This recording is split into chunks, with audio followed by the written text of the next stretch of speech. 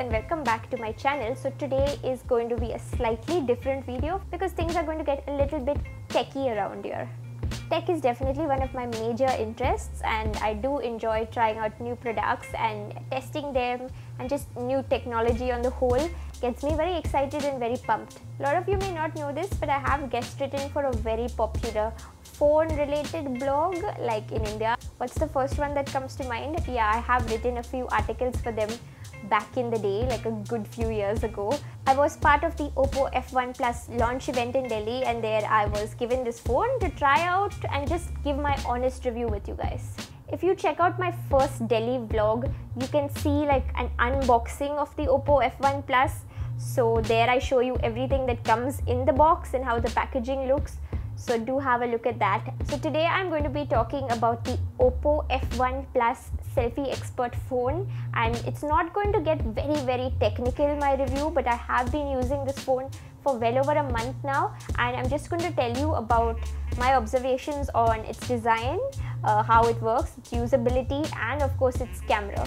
Because as a blogger and a vlogger, I find that the camera is definitely one of the most important features for me in any phone. Like, I have quite a few nice cameras, but sometimes, you know, I don't want to like just take those cameras and go everywhere. I want my phone to have a good camera so I can take good pictures and just keep them or post them on social media, whatever. I have also been an iPhone user for a very long time now. I think it must be about 5 years at least, and I'm on my third iPhone right now. I own the iPhone 6 Plus, and the OPPO F1 Plus is supposed to be quite similar in just like all its features and all to the iPhone 6 Plus, but at the same time the OPPO phone is a lot more reasonably priced than iPhone. So I'm going to tell you how I think those two compare as well.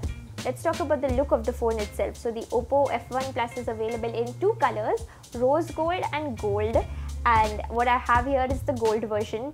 So coincidentally my iPhone is also the gold iPhone 6 Plus, so as you can see they even look pretty similar.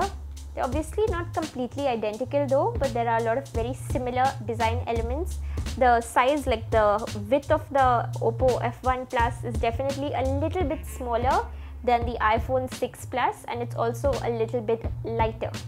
I also have a blog post up on my blog with a written review of this phone, so I might get a little bit more detail there, so please do go and check that out as well if you're more interested in learning more about this phone. Even if I stack the iPhone 6 Plus and the OPPO F1 Plus one on top of the other, this phone is definitely a lot thinner, and this might be just like a personal observation, but I feel like holding this is a lot more comfortable than holding my iPhone 6 Plus. I bought the 6 Plus because it had a lot more features than the regular iPhone, and the camera quality was supposed to be better and the battery life was supposed to be better.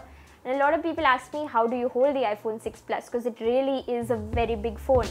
And the truth is, it doesn't bother me most of the time, but definitely sometimes, like if I'm holding it to take a selfie or something, my whole hand doesn't wrap around it comfortably, and I still feel like, you know, I'm struggling to hold the phone and at the same time press the button or something, and I have to fidget about a lot with it. The fact that this is a little bit smaller, I think it does make a difference. It's still similar sized, but I get a much more comfortable grip on it, like holding it, and I can take selfies with like the volume buttons or anything, or even if it's not just a selfie, even if I'm taking a photo of something in front of me, the whole feel of it is more comfortable in my hand. The OPPO F1 Plus runs on the Android operating system, but as you know, Android is like a really customizable operating system, and a lot of different phones work on their own customizations of it, like how the OnePlus One works on the cyanogen mod.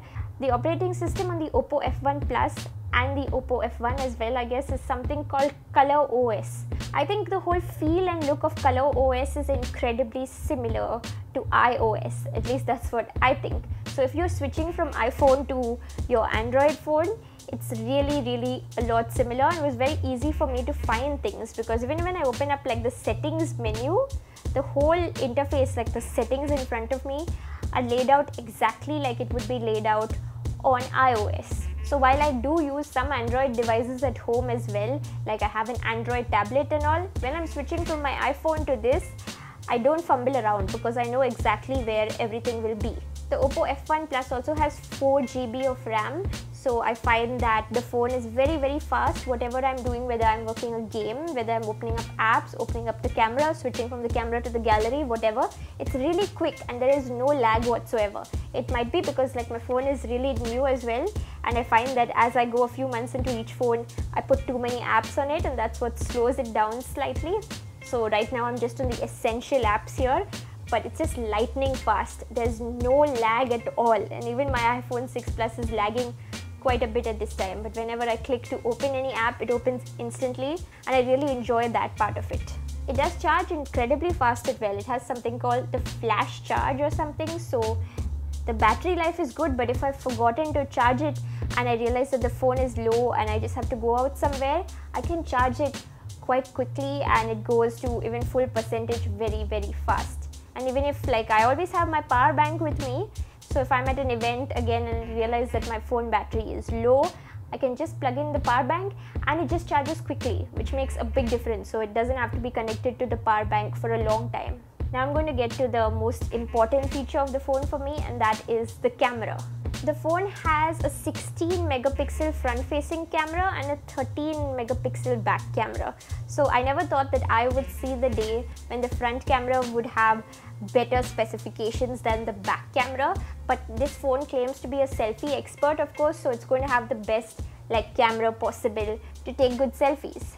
I'm going to show you a few examples also of selfies that I take with the OPPO F1 Plus and with the iPhone 6 Plus, and just pictures that I've taken, and I want to let you guys know that every picture that you're going to see right now has not been edited or retouched in any way. I might just crop the pictures a little, like just take some of the sides, but I have not retouched them so that you can see exactly what the photos look like directly out of the camera. If I compare selfies taken with my iPhone 6 Plus to selfies taken with the OPPO F1 Selfie Expert, there is absolutely no contest, and there is just no doubt whatsoever in my mind which camera is better. It almost pains me to say this because I've been an iPhone loyalist for such a long time now, and I've always held that one of the strengths of iPhone is that it has the best camera. But I don't think I can really say that anymore, because the selfies on the front camera of my iPhone are like, they are a little bit grainy because it doesn't have that high of a resolution, and then the colors always, I find them to be like really dull when I take a selfie straight out of camera on my iPhone. I always run every picture through Visco, like Visco Cam, which is a photo editing app, and it's not because I want to hide any flaws or just put a filter on it, but the colors are so dull that I need to just put it through a filter app to make the colors pop. But with the OPPO F1 Plus, the best thing is like it's actually capturing true to life photos, and the colors like of my skin, of my dress, it's capturing them as they are, and I can show it to you guys like right now.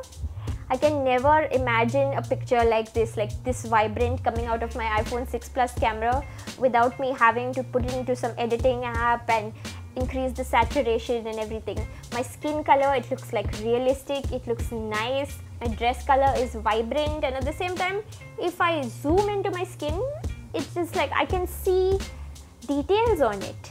And I have not used the beautify mode, so I can definitely see that my skin has some imperfections and it looks like how regular skin should look. But at the same time, it's capturing details, and it's capturing.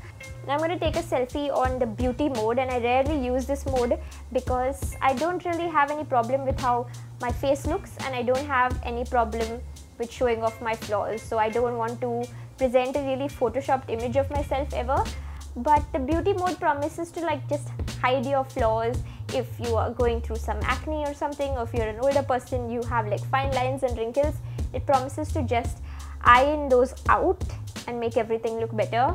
I have used beauty mode on another Android phone, I think last year, and what I did not like about the beauty mode that time is that the whole like image looked very fake. It gave my skin like a weird glow, and was very obvious that I had used beauty mode on a phone. It didn't look natural at all, it just looked very fake. But one thing that I like about this beauty mode on this OPPO phone is that, you know, there are numbers and you can choose how intense you want the beauty mode to be. Like if I choose number 1 or 2, I can get a picture where my skin looks still very realistic, but at the same time, like, you know, all the flaws have been slightly minimized, like this line or any sort of uneven skin tone or acne that I may have, those can be slightly less obvious. And if I put it on number 7, I am getting that full on, but at the same time, if you're going for that, like if you want to use beauty mode on full intensity, you can. So giving the option is good. The interface of the camera also, keeping in with ColorOS, to me is very similar to the iPhone 6 Plus, but the options are a little different here because iPhone does not have any native beauty feature in it. So you can get apps like third-party apps that you use to beautify your skin, but the camera doesn't have it, and it has it here. It also says time-lapse, video, photo, beauty and panorama. I think it has definitely earned its name as Selfie Expert because I am seriously loving the selfies on this. Now I'm going to talk a bit about my experience with the rear camera.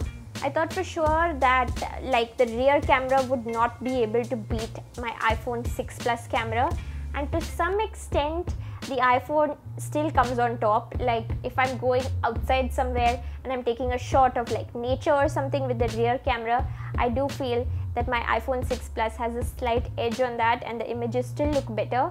But another place that I feel that the iPhone underperforms a lot is on low light images. I feel that the iPhone images become very grainy, and again they become very dull and they just lose any kind of vibrancy or saturation to them. Even though the rear camera of this has slightly like lower specifications than the front camera, I really like using it in low light. Like I enjoy taking pictures of my food and posting that on Instagram. I'm not going to lie about it. It's fine. I don't have to apologize for it.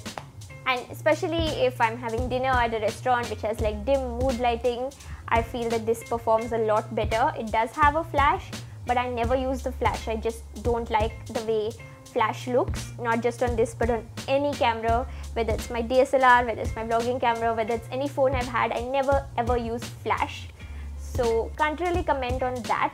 But when I turn off the flash and just take pictures, even in low light, I get a really vibrant image. Again, something that the colors are true and very saturated, something that I never got on my iPhone. When you're using the camera in low light, the only thing you have to do is try to hold your hand a little more still, because the exposure is going to be like slightly longer. So if you like shake while taking the picture, you'll get a blurred image. Don't try that. But as long as I keep my hands kind of still, use both hands and take a nice picture, I do get a really vibrant picture.